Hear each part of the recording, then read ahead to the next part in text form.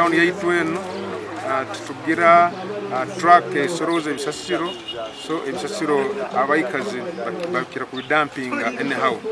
so challenge ya mani bakuterera leadership ya West Division kurora ni batera truck erasoma kasasiro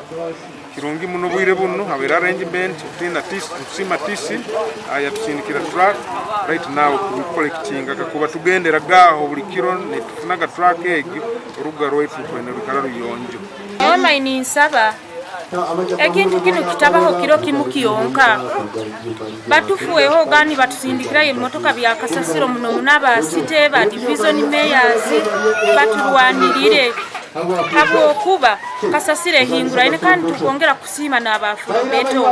no murundo gundi bagaruke no barabuka bataroho naitwe itwenka bataka tuweyonje abataka baino bujunanizibwa obukubandiza kimukura basora kwani basoroza kasasiro yabo bagiteke ombisaho ibakozesa bateke muhanda dedicate motoka kujja kusore kwani kitabara kasasiro kigitware motoka novera ija treni ekujunanizibwa kujja kutabara kasasiro kisoroza kurugo wawo kasora kuba negiteka wakusoro kujja gisoroza kimukuruga maka gawo anda nesonge ndinti haro kasasiro yokusanga nesa kuba manageable nesa ku managingirwa harulengerwa hansi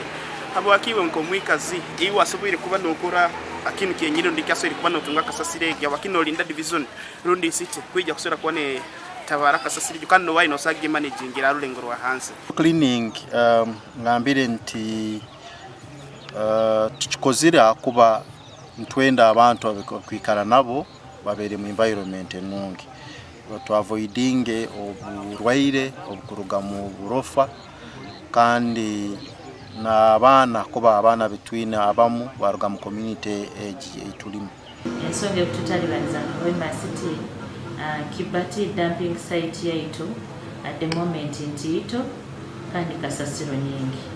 kasasiro yeyongero yesituwaze project kandi nyengumyo biro corporation y'abantu ekaba etalinga